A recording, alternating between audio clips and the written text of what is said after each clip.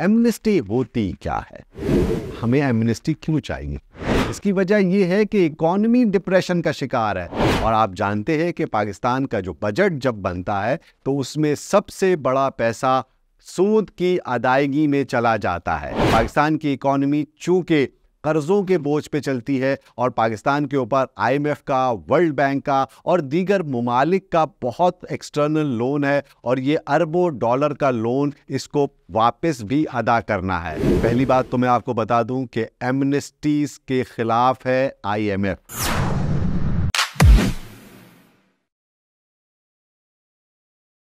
अस्सलाम वालेकुम, मैं हूं शकील अनवर कमाल।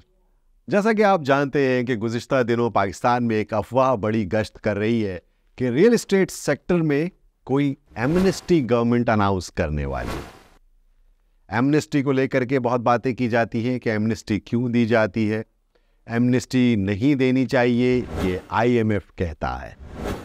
आइए आज हम इसके बारे में गुफ्तगू करते हैं और इसके बारे में जानने की कोशिश करते हैं कि माजी में जो एमनेस्टीज दी गई उसका क्या असर हुआ और उससे क्या फ़वायद होते हैं और एमनेस्टी से क्या नुकसानात भी मईशत को हो सकते हैं।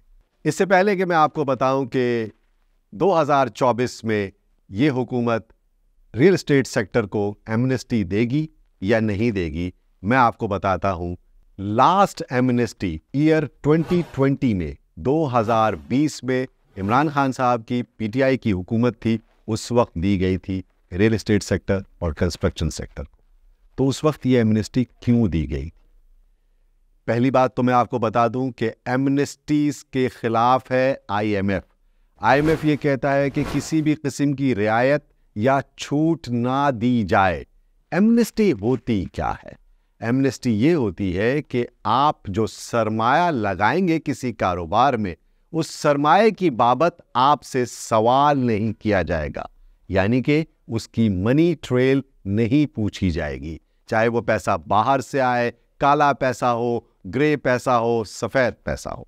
अब 2020 में जो एमनेस्टी दी गई उस वक्त के हालात से पहले आगाह होना ज़रूरी है, क्योंकि आप जानते हैं कि 2020 में कोविड-19 पेंडेमिक के दिन थे और वो एक ऐसी सूरत हाल थी कि जिसने पूरी दुनिया को जामिद और साकित कर दिया था। कारोबारी सरगर्मियां ख़त्म हो गई थी, लोग अपने घरों में बैठ गए थे और टोटल बिल्कुल जिसको कहते हैं कि लोगों को घरों में महसूर कर दिया गया था। ऐसे हालात में कौन सा कारोबार फल फूल सकता था? उस ज़माने में पाकिस्तान की हुकूमत ने ये एमनेस्टी डिक्लेयर करके मईशत की बहाली की कोशिश की थी, जो कि काफ़ी हद तक कामयाब भी हुई। लेकिन IMF उससे नाराज़ है, इसलिए कि उस वक्त भी IMF ने उन कंडीशंस के ऊपर, जिन हालात से गुजर रही थी दुनिया, पाकिस्तान को शायद कुछ कहा तो नहीं, लेकिन बाद में उसने अपनी नाराज़गी का ज़रूर इजहार किया कि पाकिस्तान की इकॉनमी चूँकि कर्जों के बोझ पे चलती है और पाकिस्तान के ऊपर IMF का, वर्ल्ड बैंक का और दीगर ममालिक का बहुत एक्सटर्नल लोन है और ये अरबों डॉलर का लोन इसको वापस भी अदा करना है। और आप जानते हैं कि पाकिस्तान का जो बजट जब बनता है तो उसमें सबसे बड़ा पैसा सूद की अदायगी में चला जाता है, डेट सर्विसिंग के अंदर। इसीलिए जिन लोगों ने कर्ज दिया है वो चाहते हैं कि मईशत के अंदर किसी भी किस्म की सब्सिडी ना दी जाए और किसी भी किस्म की एमनेस्टी या रियायत ना दी जाए। IMF ये चाहता है कि पाकिस्तान की मईशत को टोटली डॉक्यूमेंट किया जाए और डॉक्यूमेंटेड करने के लिए तमाम तर रास्ते इख्तियार किए जाएं, डिजिटलाइजेशन के और लोगों को टैक्स नेट में लाने के लिए रिटेल सेक्टर को, एग्रीकल्चर सेक्टर को, रियल एस्टेट सेक्टर को, जो कि टैक्स नेट से बाहर है, इनको लाने के लिए IMF की अव्वलीन शर्त है। तो पाकिस्तान की इकॉनमी बहुत ओपन इकॉनमी है, इसको डॉक्यूमेंट करने में बहुत टाइम लग चुका है और अभी भी ये वक्त की अव्वलीन ज़रूरत है कि इकॉनमी को डॉक्यूमेंट किया जाए और यही IMF की पहली और अव्वलीन शर्त है, ताकि मनी ट्रेल का पता चल सके, उस बात का पता चल सके कि लोगों की सोर्स ऑफ इनकम क्या है और वो पैसा जो चल रहा है वो किसके हाथ से गर्दिश करता हुआ किसके हाथ में पहुंच रहा है, वो सब IMF को खबर होनी चाहिए। और वो उसी वक्त हो सकती है कि जब इकॉनमी कैशलेस हो जाए, बैंकिंग चैनल के ज़रिए या डिजिटल मोड ऑफ पेमेंट्स के ज़रिए पेमेंट हो, तो इकॉनमी ट्रैक की जा सकेगी। تو یہ تو تھا ماضی کا حوالہ. اب آئیے آج کیوں ایمنسٹی کی باتیں کی جا رہی ہیں. آج ایمنسٹی کی باتیں اس لیے کی جا رہی ہیں کہ ریئل اسٹیٹ سیکٹر گزشتہ 3 سالوں سے جمود کا شکار ہے. مارکیٹ میں ایکٹیویٹی نہیں ہے, کاروبار نہیں ہے, بائنگ سیلنگ بہت سلو ہو چکی ہے. اس کی کیا وجہ ہے؟ سب سے پہلے یہ جانیے. اس کی وجہ یہ ہے کہ اکانومی ڈپریشن کا شکار ہے. ملک کی معیشت زبوں کا گزشتہ کئی سالوں سے شکار ہے. پاکستان کے اندر شرح سود گزشتہ سال 1.5 سال سے 22% اپنے ہائر لیول کے اوپر ہے. تو اس انٹرسٹ ریٹ کے اوپر کیسے کاروبار کوئی اور پنپ سکے گا؟ لوگ زیادہ پریفر کرتے ہیں کہ اپنا پیسہ بینکوں میں آئیڈلی پلیس کریں اور وہ انٹرسٹ کھائیں.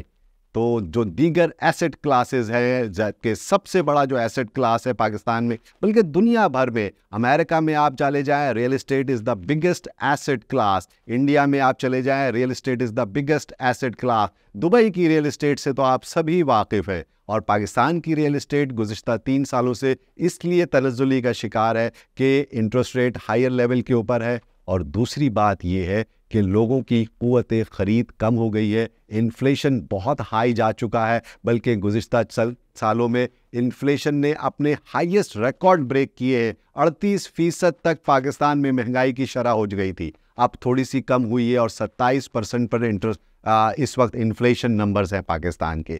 تو اگر انٹرسٹ ریٹ کم ہوگا تو لوگوں کا پیسہ بینکوں سے نکلے گا اور وہ پھر پراپرٹی کی طرف انویسٹ کریں گے. دوسری اہم بات یہ ہے کہ جو فائلوں پہ ٹرانزیکشنز ہوتی تھی دور دراز کے علاقوں کے اندر سوسائٹیز اور ریزیڈینشل کالونیز لانچ ہو جاتی تھی, لیکن اس کی آباد کاری میں برسوں بیت جاتے ہیں. تو اس لحاظ سے لوگوں کا ٹرسٹ لیول بھی تھوڑا سا کم ہوا ہے.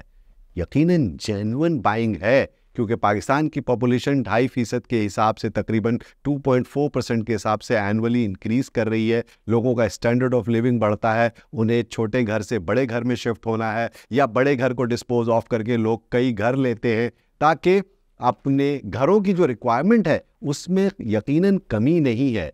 گھر تو چاہیے لوگوں کو, لیکن اس وقت لوگوں کی قوت خرید نہیں ہے. تو جینوئن بائنگ جو ہے, جن کو ضرورت ہے گھر بنانے کی, فلیٹ بنانے کی, اپارٹمنٹ بنانے کی, مکان بنانے کی, وہ بھی کچھ کم ہے. اور وہ جو انویسٹر پرسپیکٹو تھا وہ تو بالکل اس وقت سلو ڈاؤن ہے. لہٰذا اسی لیے کہ گورنمنٹ کے حوالے سے یہ افواہیں گردش کر رہی ہیں کہ شاید کوئی ایمنسٹی دی جائے گی تاکہ ریئل اسٹیٹ سیکٹر پنپ سکے اور اس کا پہیہ چل سکے. تو جناب میں سمجھتا ہوں کہ ایسا کوئی کام نہیں ہونے جا رہا ہے. ہاں, کچھ انڈسٹری کے حوالے سے, امپورٹ کے حوالے سے کچھ ریسٹرکشنز ختم کی جا سکتی ہیں, لیکن amnesty no question about it, کوئی سیکنڈ تھاٹ نہیں ہے اس کے بارے میں.